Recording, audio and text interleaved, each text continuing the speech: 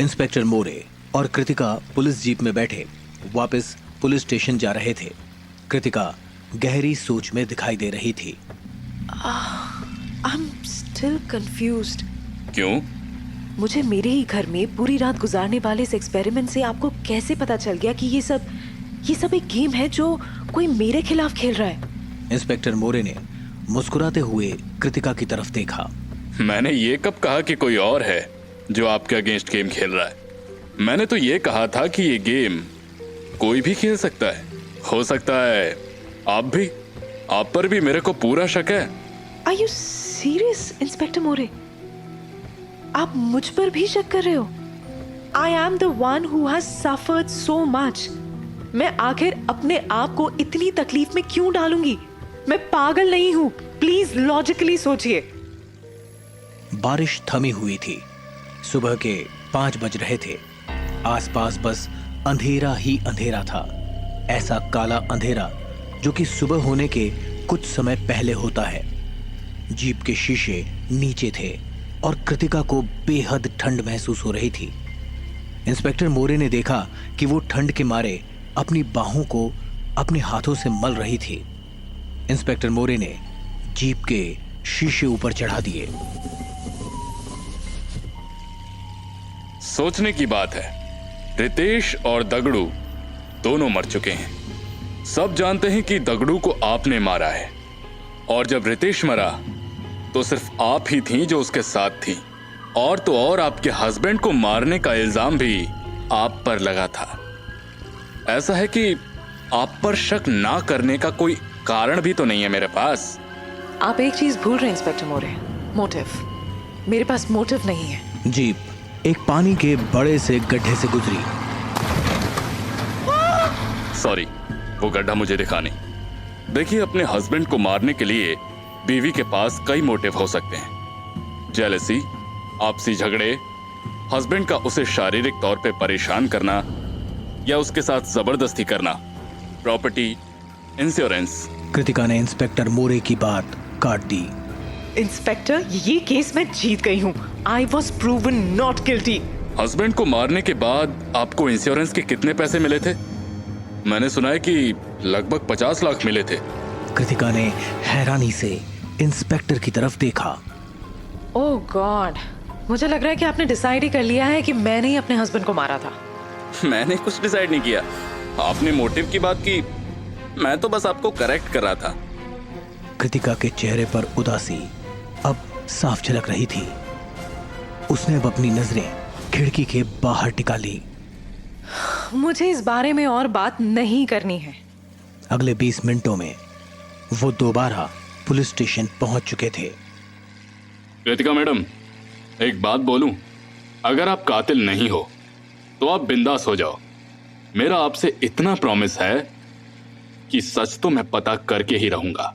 मोरे ने jeep police station के पिछले दरवाजे के पास जाकर रोक दी। कृतिका जी, अपने चेहरे पर मास्क पहन लो। किसी को पता नहीं चलना चाहिए कि मैं आपको लॉकअप से बाहर ले गया था, नहीं तो मेरी नौकरी खतरे में आ जाएगी। कृतिका ने मास्क पहना और इंस्पेक्टर मोरे के पीछे पीछे चलती हुई चौकी के अंदर चली गई। चौकी में इस वक्त सिर्फ कांस्टेबल नंदिनी आप्टे मौजूद थी। बाकी सारे पुलिस वाले कैंटीन में नाश्ता कर रहे थे। हवलदार नंदिनी ने मुस्कुराते हुए लॉकअप खोला और कृतिका चुपचाप उसके अंदर चली गई। कृतिका जी, आप घबराओ मत। अपने इंस्पेक्टर मोरे आपको बचा ही लेंगे। वो बहुत स्मार्ट और हैंडसम है। सॉरी, मेरा मतलब स्मार्ट और अच्छे हैं। हाँ, अभी आप रेस्ट करो। शाम के 8 बज रहे थे। इंस्पेक्टर मोरे अपनी शिफ्ट खत्म होने के बाद सीधा भिवरी गांव पहुंच गए। हवलदार नंदिनी भी उनके साथ थी। इंस्पेक्टर मोरे ने गांव में बने घरों के पास आकर अपनी मोटरसाइकिल रोक दी। अंधेरा काफी हो चुका था और इस वक्त बारिश रुकी हुई थी। मोरे ने देखा कि वहां पर करीबन 50 घर एक दूसरे के आसपास ही बने हुए थे। कुछ घरों के बाहर बत्तियां जल रही थीं, क्योंकि घर के दरवाजों पर लालटेनें टंगी हुई थीं। हवलदार नंदिनी इंस्पेक्टर मोरे के पास आकर खड़ी हो गई। साहेब, लगता है सब सो गए हैं। अभी यहाँ कोई इन्वेस्टिगेशन नहीं होगी। मैं क्या बोलती है? नंदिनी ने धीरे से मोरे का हाथ पकड़ लिया। अच्छी लोकेशन है, सब सुनसान है। मैं क्या बोलती है? मोरे ने धीरे से अपना हाथ नंदिनी के हाथों से छुड़ाया।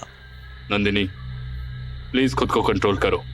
मैं तुम्हारी फीलिंग्स की रेस्पेक्ट करता हूँ, लेकिन मत भूलो मैं शादीशुदा हूँ। शादीशुदा तो मैं भी है। हाँ, लेकिन वो मेरा हस्बैंड, मालूम है ना आपको, टोटल बेवड़ा है वो, कोई काम का ही नहीं है। और दूसरी साइड आप, क्या पर्सनालिटी है आपकी, क्या दिमाग है आपका, और क्या स्माइल है आपकी। आई गो, आपको देखते ही मैं तवे पे रखे हुए मस्के की तरफ पिघल जाती है। मोरे को नंदिनी की ऐसी बातों से चिढ़ थी, लेकिन वो ये भी जानता था कि खुद की तारीफ सुनना भी उसे अच्छा लगता था। अरे नंदिनी, छोड़ो ये सारी बातें, अभी प्लीज काम पे ध्यान दो। वो हवलदार गोखले कहाँ रह गया? उसको बोला था 8 बजे यहाँ मिलने को। तभी हवलदार गोखले एक साइकिल पर वहां पहुंचा। मोरे साहब, सॉरी, यहाँ आने में मुझे लेट हो गया सर। वो क्या है कि आधा रास्ता मेरे को ये नाव चला के आना पड़ता है, और फिर ये साइकिल, रास्ता भी खराब है। ये सब चक्कर में ना सर मैं लेट हो जाता है। क्या नाव? तू नाव चलाता है? अरे साहब, चौकी के बाहर पानी इतना जमा रहता है। पहले ना मैं स्विमिंग ही करके आता था, लेकिन एक बार वो क्या हुआ कि एक बार वो मछली मेरे पैंट में। मोरे ने गोखले की बात काट दी। हाँ, बस बस बस बस कर। अब मुझे वो दगड़ू के घर ले चल। और सुनो, उसके घर वालों को बताया तो नहीं है ना कि हम लोग आने वाले हैं? नहीं साहब, ये लोग से मैं बहुत घबराता है यार। ये लोग से मैं क्यों बात करेगा। आओ, वो तीसरा घर दगड़ू का है। हाँ? गोखले ने दरवाजा खटखटाया। दरवाजा एक बूढ़ी औरत ने खोला। काय पाहिजे? इंस्पेक्टर साहब वाले आए, इनको कुछ बात करने का है। अब सब उस छोटे से घर के अंदर बैठे थे। मोरे ने देखा कि घर की जमीन पर टाइल्स की जगह गाय का गोबर लगाया था, जिसकी हल्की हल्की स्मेल घर में हर तरफ फैली हुई थी। मोरे ने बड़े एलईडी टीवी पर नजर मारी। टीवी अच्छा है। कब लिया? दगड़ू का पिता हंसने लग गया। मुंबई में एक सेठ के घर पे काम करता था मैं। मेरे काम से खुश होके उसने मेरे को 1 साल पहले ही ये टीवी दिया था। आप लोग खाने में क्या लेंगे? मैं तो कुछ नहीं लेगा, वो अभी मैं थोड़ा घास खा के आया हूँ। मोरे उठकर खड़ा हो गया और उसने टीवी के पीछे नजर मारी। कमाल है, ये सेम टीवी तो मेरे एक दोस्त ने भी लिया है। ये नया मॉडल है, पिछले हफ्ते ही मार्केट में आया है ना? ये सुन दगड़ू के घर वाले एकदम से चुप हो गए। किसी ने मोरे के सवाल का जवाब नहीं दिया। ये सब क्या चल रहा है? आपके घर आपका बेटा मर गया है और आप उसी टाइम घर पे नया टीवी भी लेकर आ गए, और ऊपर से मेरे को झूठ भी बोलते हो कि टीवी 1 साल पहले किसी ने दिया था। सच सच बोलो, चक्कर क्या है? नहीं तर सगल्याना जेल मादे फेंकूं ताकेल। दगड़ू का बाप मोरे के पास आकर खड़ा हो गया। उसके चेहरे की मुस्कुराहट अब गायब थी। ओ साहेब, ये गांव भी मेरा है, ये घर भी, और ये टीवी भी। भूलने का नहीं कि अभी आप मेरे घर पे खड़े हो। एक आवाज दूंगा तो 100 आदमी लोग चाकू कोयता लेकर खड़े हो जाएंगे। दूसरी आवाज दूंगा तो 100 और आ जाएंगे। हम लोग शहर वाले मानुस नहीं जो पुलिस से डरते हैं। हम लोग सालों से ये जमीन के निवासी हैं। पुलिस हमसे घबराती है। और हाँ, ये केस से जितना दूर रहेगा उतना तेरे लिए अच्छा है इंस्पेक्टर। मेरे को भी कोई शहर का पुलिस वाला मत समझ। मैं भी एक गांव वाला ही है। जिस दिन सच मालूम पड़ा ना, तो तेरे 200 आदमी लोग के लिए भी मेरी जेल छोटी नहीं गिरेगी, समझा? जो करने का है कर। इतना सोच कि मेरे लड़के को मारने वाली वो सेठानी को अभी तक हम लोगों ने चौकी में घुस के काट नहीं डाला। सादा जुबान चलाया तो चौकी में घुस जाएंगे और वो सेठानी को भी काट डालेंगे और सब वर्दी वालों को भी। ए हवलदार गोखले, इस इंस्पेक्टर को समझा और यहाँ से लेके जा। गोखले ने इंस्पेक्टर मोरे का हाथ पकड़ लिया। साहिब अभी चलो, नहीं तो लफड़ा हो जाएगा। ये लोग ना बहुत डेंजर है। कितनी बार तो ये लोगों ने चौकी में घुसकर मेरे को ही दो डाला और फिर मेरे को ही लॉकअप में लॉक करके चले गए। चला हटा। इंस्पेक्टर मोरे, जो कि अब तक गुस्से में था, अचानक मुस्कुराने लगा। ठीक है गोखले। नंदिनी, अभी चलते हैं इधर से। अगली बार आएंगे तो वारंट लेकर आएंगे। इतना कहकर मोरे घर के बाहर आ गया।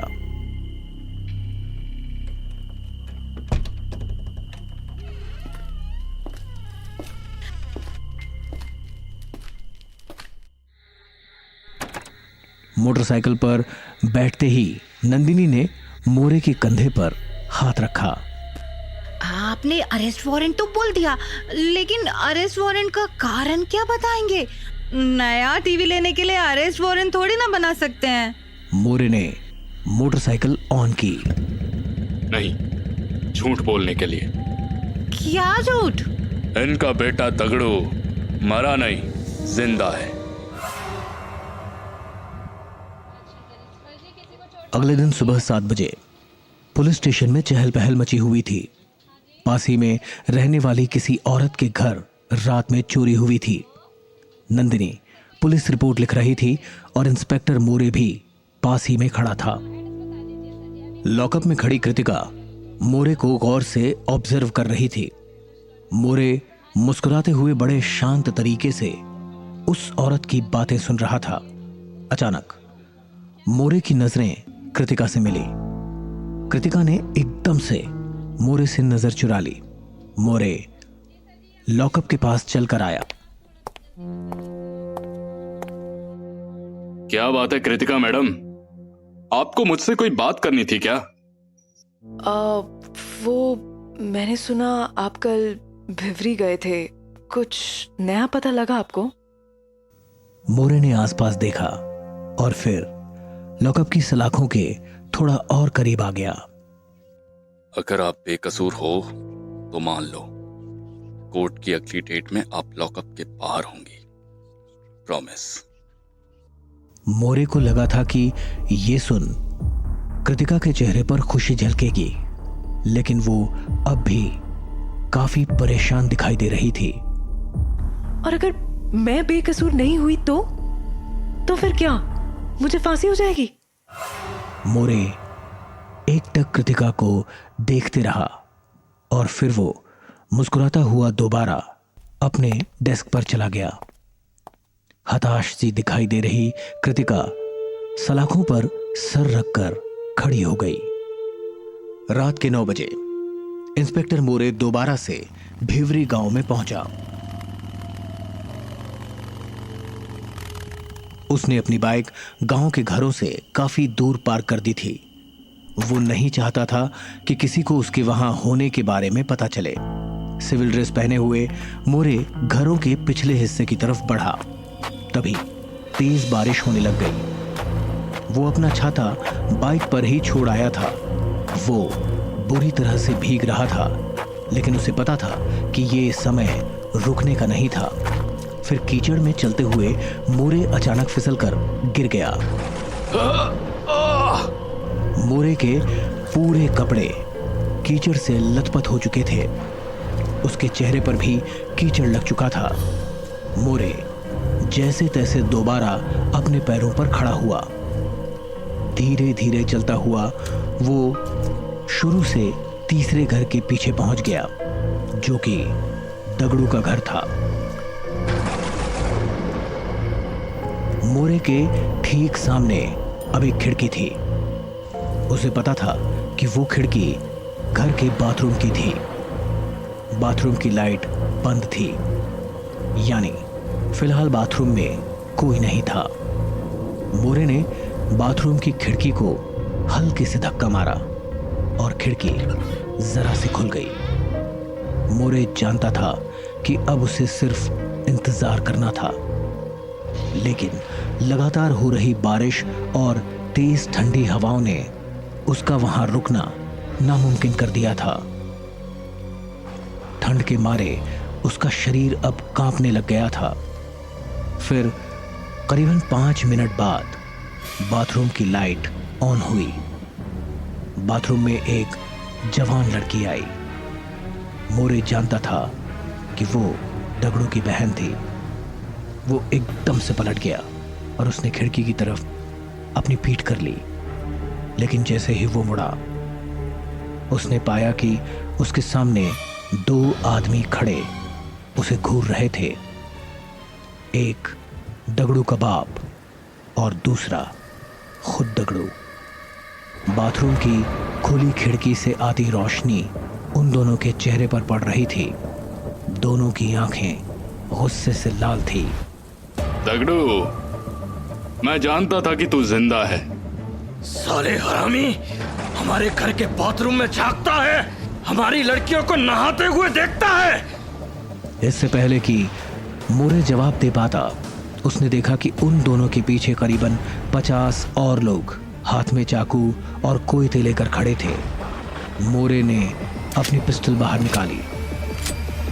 अगर किसी ने एक कदम भी आगे रखा तो मैं गोली चला देगा। ए, ए, ए, चलो चलो पीछे हटो।